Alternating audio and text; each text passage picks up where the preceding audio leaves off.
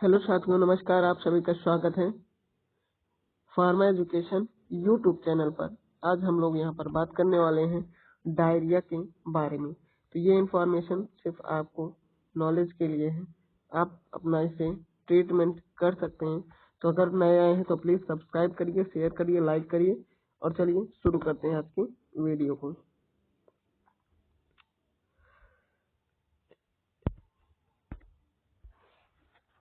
आज की वीडियो में हम डिस्कस करेंगे डायरिया के बारे में। सबसे पहले में इसका कोज डिस्कस करते हैं, यानी कि जो डायरिया होता है जिसको हम लूज मोशन भी बोलते हैं, उसका क्या कारण है, किन किन कारणों से डायरिया होता है।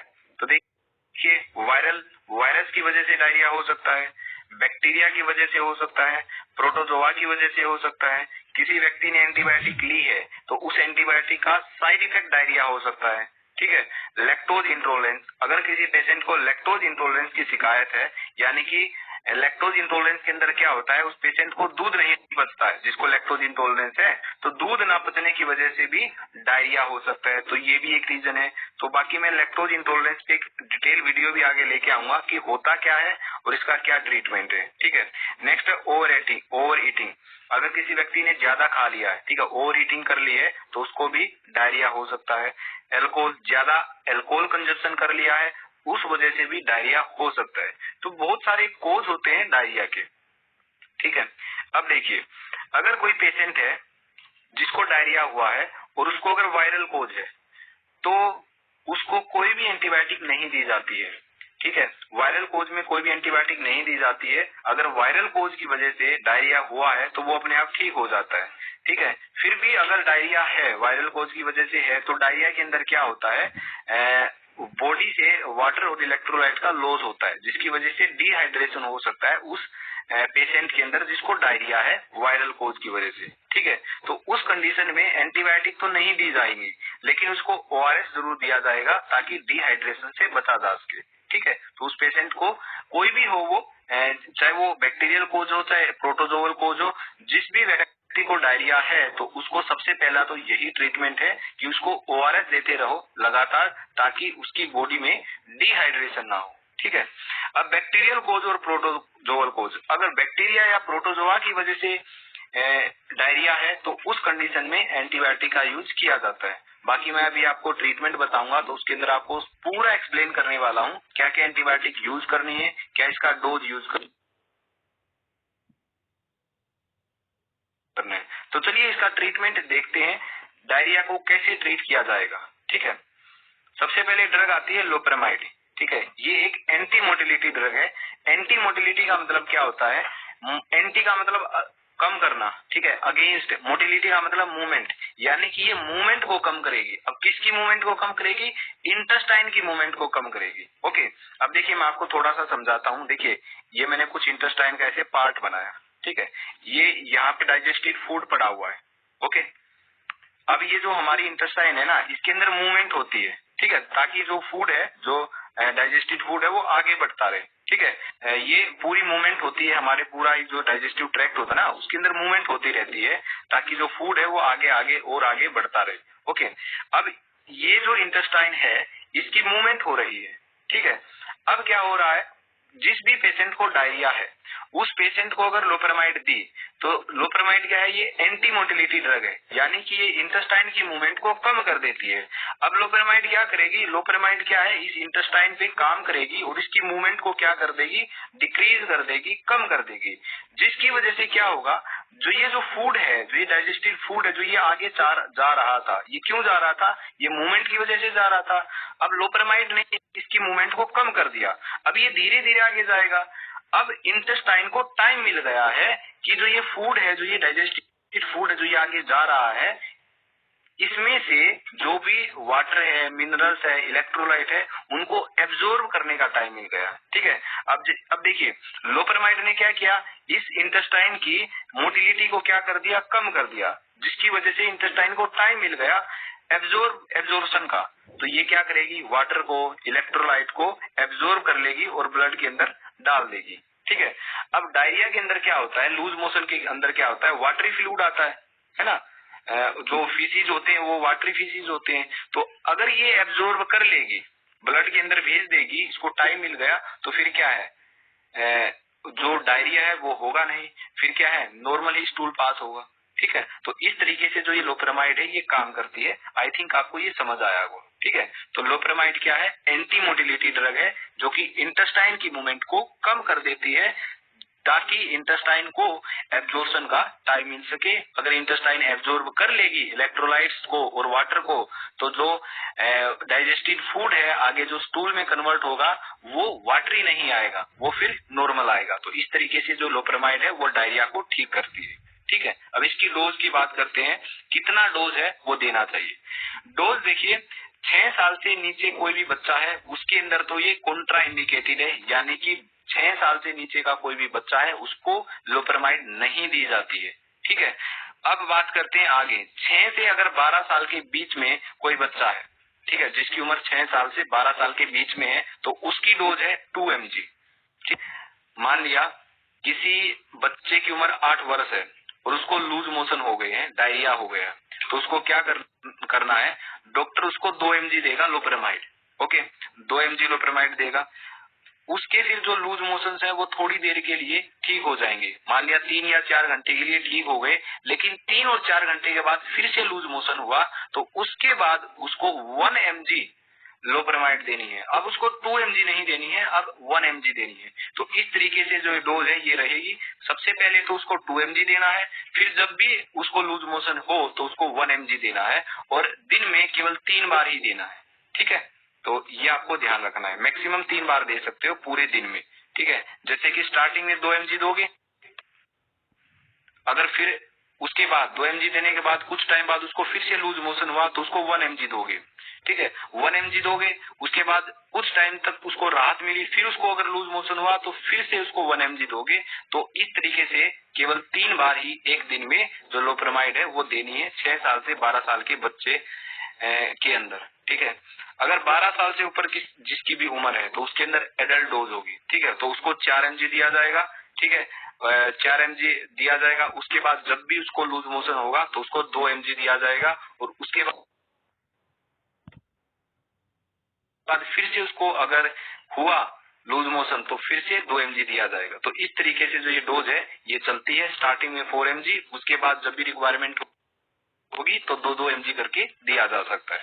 ठीक है, और इसकी भी वही कंडीशन है, दिन में केवल मैक्सिमम 3 बार दिया जाएगा। ओके, तो ये हो गया लोपेरामाइड के बारे में। तो ये जो लोपेरामाइड है वो इस तरीके से डायरिया को ठीक करती है और ये इसकी डोज रहती है। आई होप आपको ये समझ आया होगा। अब मैं थोड़ा सा इसकी पिक्चर भी दिखा देता हूँ। देखिए ये रही लोपेरामाइड जो कि 2 mg में आती है। ठीक है, आपको दिख रहा होगा इस तरीके से। नेक्स्ट जो दवा है वो है रेसिकाड्रोटिल। ये दवा भी क्या है, लूज मोशन को ठीक करने के लिए यूज की जाती है। ये एंटी सिक्रेटरी ड्रग होती है। एंटी सिक्रेटरी ड्रग का मतलब क्या होता है, देखिए मैं आपको समझाता हूँ। मैं फिर से इंटेस्टाइन बनाता हूँ। ये मैंने इंटेस्टाइन बनाई, इसके अंदर क्या है, डाइजेस्टेड फूड पड़ा हुआ है। ठीक है, अब क्या होता है, डायरिया होने का एक और क्या रीजन हो सकता है, जो इंटेस्टाइन है उसके अंदर बैक्टीरिया या फिर कोई भी और कोई भी जो वायरस है या बैक्टीरिया है वो ऐसी सिचुएशन पैदा कर देते हैं कि जो ये इंटेस्टाइन है ना, ये एब्जॉर्ब करने की बजाय इस फूड में से जो इलेक्ट्रोलाइट या वाटर है वो एब्जॉर्ब करने की बजाय यहाँ से फ्लूइड का सिक्रेशन स्टार्ट कर देती है। अब इंटेस्टाइन के अंदर अगर फ्लूइड का सिक्रेशन होएगा तो जो ये डाइजेस्टिव फूड है इसके अंदर बहुत सारा फ्लूइड हो चुका है, मतलब ये बहुत ज्यादा वाटरी हो चुका है, तो फिर क्या है, लूज मोशन होएंगे ही होएंगे। ठीक है, तो रेसिकाड्रोटिल क्या करती है, रेसिकाड्रोटिल एंटी सिक्रेटरी ड्रग है, एंटी सिक्रेटरी काम करती है, यानी कि जो ये फ्लूइड का सिक्रेशन हो रहा है इंटेस्टाइन के अंदर, इसको ये बंद कर देती है। अब ये सिक्रेशन अगर बंद हो गया तो फिर क्या है, जो डायरिया है वो ठीक हो जाएगा। तो इस तरीके से जो रेसिकाड्रोटिल है वो काम करती है। यहाँ पे लिखा हुआ है रेसिकाड्रोटिल डिक्रीज करती है इंटेस्टाइनल हाइपर सिक्रेशन को। ठीक है, तो रेसिकाड्रोटिल होती है एंटी सिक्रेटरी ड्रग जो कि इंटेस्टाइन के अंदर फ्लूइड का सिक्रेशन हो रहा होता है उसको बंद कर देती है। तो इस तरीके से ये डायरिया को ठीक करती है। अब बात करते हैं इसकी डोज की, क्या डोज इसकी रहती है। तो डोज अगर मैं एडल्ट डोज की बात करूं यानी कि 12 साल से ऊपर की बात करूं तो ये होती है 100 mg TDS, यानी कि दिन में 3 बार ली जा सकती है 100 mg करके, यानी कि सुबह 100 mg, दोपहर को 100 mg और शाम को 100 mg। तो दिन में 3 बार ले सकते हो 100 mg करके TDS, ठीक है। और मैक्सिमम 7 दिन तक ली जा सकती है अगर डायरिया ठीक नहीं होता है, ठीक है। 7 दिन से ऊपर नहीं लेनी है। मान लिया कोई पेशेंट है जिसको डायरिया है, उसने पहले दिन क्या है 100 mg सुबह ली, दोपहर ली, शाम को ली, नहीं ठीक हुआ उसका डायरिया। अगेन उसने क्या किया, नेक्स्ट डे दूसरे दिन उसको फिर से डायरिया है, तो उसने सुबह भी ली, दोपहर को ली, लेकिन दोपहर जैसे ही उसने 100 mg ली, उसका डायरिया क्या है, ठीक हो गया, ठीक है। तो दूसरे दिन डायरिया ठीक हो गया, तो उसके बाद क्या है, उसको ये जो दवा है ये नहीं लेनी है। कहने का मतलब ये है 7 दिन तक आप ले सकते हो मैक्सिमम, और जैसे ही डायरिया ठीक हो जाता है वैसे ही दवा का जो ये दवा है ये आपको नहीं लेनी है, बंद कर देनी है, ठीक है। तो आपको जब तक ही लेनी है जब तक डायरिया ठीक नहीं हो जाता है, और मैक्सिमम 7 दिन तक ले सकते हो, ये भी क्राइटेरिया है। तो ये दोनों चीजें आपको ध्यान रखनी है। ये तो थी हमारी एडल्ट डोज। अब हम बात करते हैं चाइल्ड डोज की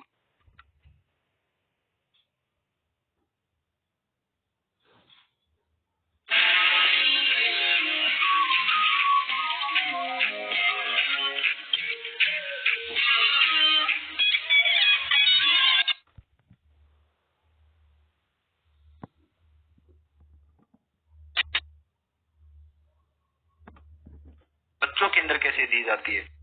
तो बच्चों के अंदर इसका डोज का कैलकुलेशन होता है 1.5 mg पर kg पर डोज।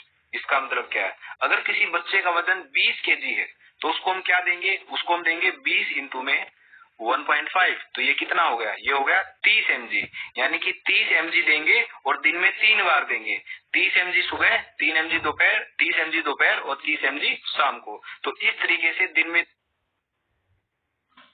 3 बार देंगे, और इससे कैलकुलेट करें 5 mg पर kg पर डोज, ठीक है। तो ये हमारा चाइल्ड का डोज होता है। तो यहाँ पे आपको एडल्ट डोज है, जो एडल्ट के लिए आपको ये कैप्सूल भी दिख रहा होगा, रेसिकाड्रोटिल का, जीडोट कंपनी का, ठीक है, 100 mg का आता है, ठीक है। और बच्चों के अंदर क्या है, सैचे यूज किया जाता है, ये आता है ऐसे, तो रेसिकाड्रोटिल का ये सैचे है।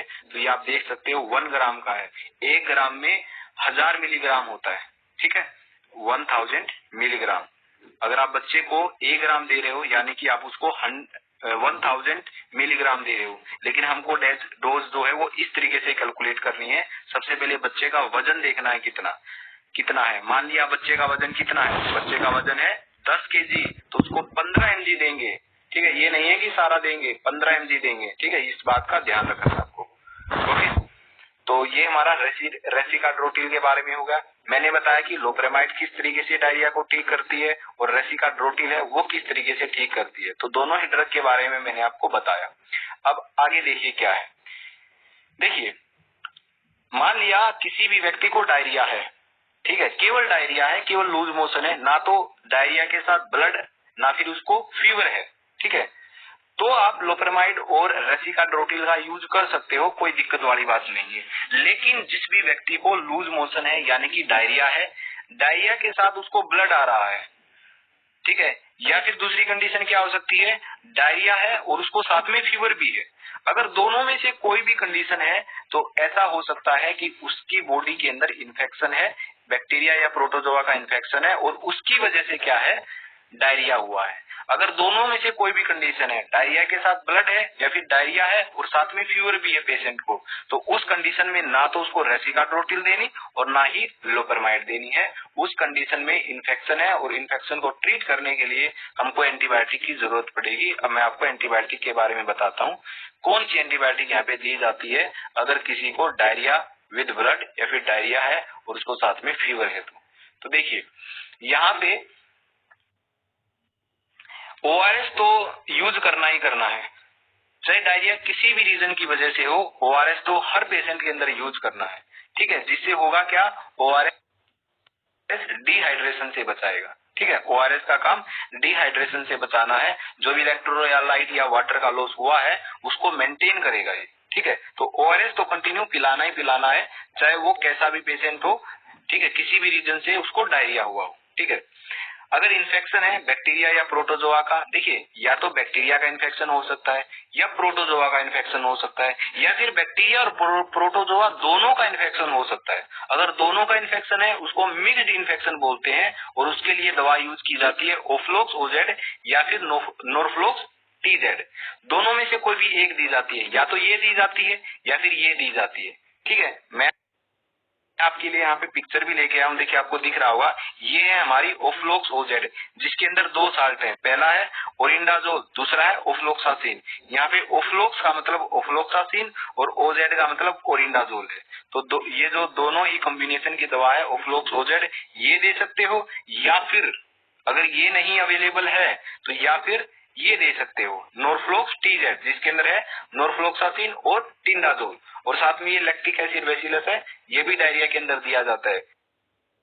ज्यादातर बच्चों के अंदर ये यूज होता है, बट ये ले सकते हो आप, कोई दिक्कत वाली बात नहीं है, ये बेनिफिशियल ही होता है। ठीक है, लैक्टिक एसिड बेसिलस। ओके, तो नोरफ्लोक्स और टीजेड है, या तो ये सकते हो या फिर ये दवा ले सकते हो, दोनों नहीं लेनी है साथ में, या तो ये लो या ये लो, एक लेनी है। ठीक है, तो बैक्टीरिया प्रोटोजोआ की वजह से जो डायरिया है उसको ठीक करने के लिए इन एंटीबायोटिक्स का यूज किया जाता है।